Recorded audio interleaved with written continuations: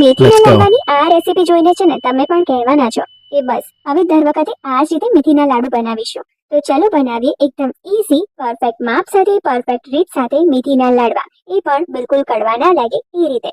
પહેલી વાર પણ બનાવતા હશો ને તો તમારા લાડવા પણ આટલા જ પરફેક્ટ બનશે. તો સૌથી પહેલા આપણે ગુંદર તળવાનો છે. તો કઢાઈમાં 3 ચમચી જેટલું ઘી લીધું છે. ઘીને થોડું ગરમ થવા દેવાનું છે.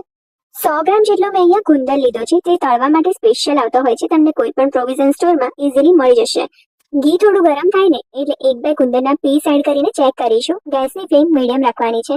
ધીમેથી ફૂલીને ઉપર આવે ને ધેટ મીન્સ કે ઘી છે ને એકદમ પરફેક્ટ ગરમ છે.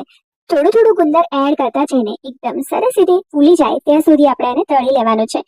જો ગુંદર તળવામાં ઉતાવળ કરશો કે હાઈ ફ્લેમ ઉપર તળશો ને તો ગુંદર ઉપરથી તો ફૂલી જશે પણ અંદરથી કાચો રહી જશે. એટલે એકદમ સરસ પેશન્સ સાથે ગુંદરને તળવાનો છે. મેં આ રેસીપીમાં 100 ગ્રામ જેટલા ગુંદરનો યુઝ કર્યો છે. તમારે ગુંદરની ક્વોન્ટિટી વધારવી હોય તો વધારી પણ શકો છો.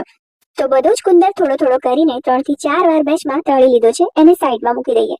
હવે કઢાઈમાં જેટલું ઘી છે એમાં જ બદામ એડ કરી દઈએ. બદામ મેં અહીંયા 200 ગ્રામ જેટલી લીધી છે. એને પણ એકદમ સરસ રીતે 1-8 મિનિટ માટે ઘીમાં સાંતળી લેવાની છે. તો મેં આ રેસીપીમાં 200 ગ્રામ બદામ અને 200 ગ્રામ કાજુનો યુઝ કર્યો છે. તમારે પિસ્તા અને અખરોટ પણ એડ કરવા હોય તો તમે એની ક્વોન્ટિટી વધારે ઓછી કરી શકો છો. પિસ્તા અને અખરોટ પણ એડ કરવા હોય તો આ રીતે એને ઘીમાં છે ને 1-8 મિનિટ માટે સાંતળીને પછી યુઝ કરજો. તો એનો ટેસ્ટ અને ક્રંચ વધારે સારો આવતો હોય છે. આ મેથીના લાડવા હું જે બનાવી રહી છું ને એમાં મેં લોટનો ઉપયોગ થોડો ઓછો કર્યો છે અને કાજુ, બદામ અને ગુંદર એનો ઉપયોગ વધારે કર્યો છે. તો આનો જે ટેસ્ટ છે ને એ વધારે સારો લાગતો હોય છે. તો હવે આપણે જે બદામ અને કાજુને ઘીમાં સાંતળ્યા ને એને ચોપરમાં એડ કરી દેવાના છે અને અધકચરા ક્રશ કરી લેવાના છે. જો તમારે ફાઇન પાવડર બનાવવો હોય તો એ રીતે પણ બનાવી શકો છો. અને આ બાજુ ગુંદર પણ ઠંડો થઈ ગયો છે તો એને પણ વાટકીથી આ રીતે અધકચરો ક્રશ કરી લેવાનો છે. અને જો તમને ગુંદર આખું જ ભાવતો હોય તો તમે એઝ ઇટ ઇઝ આ રીતે પણ અંદર એડ કરી શકો છો. તો હવે આ બધું જ સાઈડમાં મૂકી દઈએ અને કઢાઈમાં 3 ચમચી જેટલું ઘી લઈ લઈએ. એની અંદર ઘઉંનો લોટ એડ કરવાનો છે. 1 કપ જેટલો ઘઉંનો લોટ લીધો છે અને ગ્રામના માપથી જોઈએ તો 140 ગ્રામ જેટલો લીધો છે. એડ કરીને ધીમા તાપે કોન્સ્ટન્ટ હલાવતા જઈને લોટનો કલર થોડો ચેન્જ થાય અને શેકાવાની એકદમ સરસ એરોમા આવે ને ત્યાં સુધી ઘીમાં એકદમ સરસ રીતે શેકી લેવાનો છે.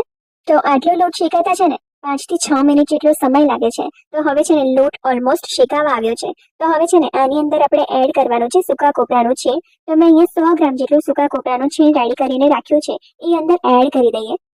એની પણ છે ને લોટની સાથે એકદમ સરસ રીતે 1-8 મિનિટ માટે શેકી લેવાનો છે. લોટ આમ પણ શેકાવા આવ્યો છે તો એની સાથે છેલ્લે તમે આ રીતે સૂકા કોપરાનું છીણ એડ કરી દેશો ને તો અલગથી શેકીને એડ કરવાની જરૂર નહીં પડે. તો 1-8 મિનિટ થાય ને ત્યાર પછી એની અંદર ખસખસ એડ કરવાની છે. તો મેં અહીંયા 60 ગ્રામ જેટલી ખસખસ લીધી છે. એ પણ એડ કરી દઈએ અને 1-8 મિનિટ માટે આ બધા સાથે એને પણ એકદમ સરસ રીતે શેકી લેવાની છે. એટલે ખસખસ અને સૂકા કોપરાનું છીણ તમારે અલગથી સાંતળવાની જરૂર ના પડે. તો બસ ઓલમોસ્ટ બધું જ શેકાઈ ગયું છે અને હવે અહીંયા છે ને ગેસની ફ્લેમ બંધ કરી દેવાની છે. અને હવે આપણે જે ગુંદર ક્રશ કરીને રાખ્યો ને એ અંદર એડ કરી દઈએ અને એકદમ સરસ રીતે મિક્સ કરી લેવાનું છે. મેથીના લાડવા હોય કે પછી કોઈ પણ શિયાળાના વસાણા હોય બધાના ઘરે બનાવવાની પદ્ધતિ અલગ અલગ હોય છે. તો તમારા ઘરે કઈ રીતે બને છે ને એ મારી સાથે કોમેન્ટ સેક્શનમાં ચોક્કસથી શેર કરજો. તો ગુંદરને એકદમ સરસ રીતે મિક્સ કરી લઈએ અને ત્યાર પછી ક્રશ કરેલા છે ને કાજુ બદામ પણ અંદર એડ કરી દઈએ અને એને પણ સારી રીતે મિક્સ કરી લઈએ. જો તમે આ લાડવા ઘરના વડીલો માટે બનાવતા હોય અને જેઓ ચાવી ના શકતા હોય ને તો તમે આ કાજુ અને બદામ છે ને એને એકદમ ક્રશ કરીને પણ એડ કરી શકો છો. એક મોટા વાસણમાં લઈ લઈએ એટલે આપણને લાડવા વાળતા સરખી રીતે ફાવે. હવે છે ને આપણે ગોળને મેલ્ટ કરવાનો છે. તો મેં અહીંયા 450 ગ્રામ જેટલો ગોળ લીધો છે, સમારીને લીધો છે. પેનમાં લઈ લેવાનો છે અને એની અંદર 2 થી 3 ચમચી જેટલું ઘી એડ કરવાનું છે.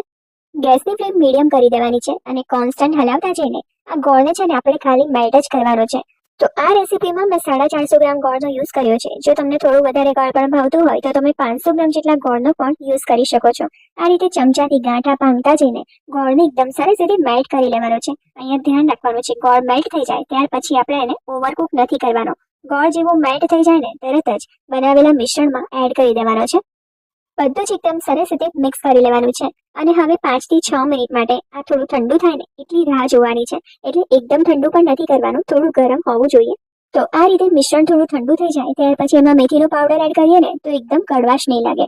તો મેં અહીંયા 70 ગ્રામ જેટલો મેથીનો પાવડર લીધો છે. તમને જે પ્રમાણે કડવાશ ભાવતી હોય તમે વધારે ઓછું કરી શકો છો. 2 મોટી ચમચી ભરીને સૂંઠનો પાવડર અને 1 મોટી ચમચી ભરીને ગંઠોડાનો પાવડર એડ કર્યો છે અને એકદમ સરસ રીતે હવે આ બધી જ વસ્તુને મિક્સ કરી લેવાની છે. પહેલા થોડું ચમચાથી મિક્સ કરીશું અને ત્યાર પછી મિશ્રણને તમે હાથ લગાવી શકો એટલું હુંફાળું ગરમ થઈ જાય ને ત્યાર પછી એને હાથેથી એકદમ સરસ રીતે મિક્સ કરી લેવાનું છે. અહીંયા તમારે આ મિશ્રણને ચેક કરી લેવાનું છે કે મિશ્રણમાંથી લાડુ વળશે કે નહીં ઇઝીલી. જો આ રીતનું ડ્રાય લાગે ને તો તમારે 3 થી 4 મોટી ચમચી જેટલું ઘી ગરમ કરીને એડ કરવાનું છે અને ત્યાર પછી એકદમ સરસ રીતે મિક્સ કરી લેવાનું છે. ઘીને એકદમ સરસ રીતે મિક્સ કરી લેવાનું છે. તો આખી રેસીપીમાં ગ્રામના માપથી કહું ને તો 500 ગ્રામ જેટલા ઘીનો યુઝ થયો છે. તો હવે એવું લાગે છે કે આ મિશ્રણમાંથી એકદમ ઇઝીલી લાડવા વળી જશે. તો બધા જ એક સરખી સાઈઝના લાડવા વાળીને તૈયાર કરી લઈએ. આ લાડવાને તમે એરટાઇટ કન્ટેનરમાં 1 મહિના સુધી સ્ટોર કરી શકો છો અને યુઝ કરી શકો છો. કારણ કે આપણે આમાં ઘી યુઝ કર્યું છે, ગુંદર યુઝ કર્યો છે, ગોળ યુઝ કર્યો છે અને સૂંઠ, ગંઠોડા અને મેથીનો પાવડર યુઝ કર્યો છે જે નેચરલ પ્રિઝર્વેટિવ તરીકે કામ કરે છે.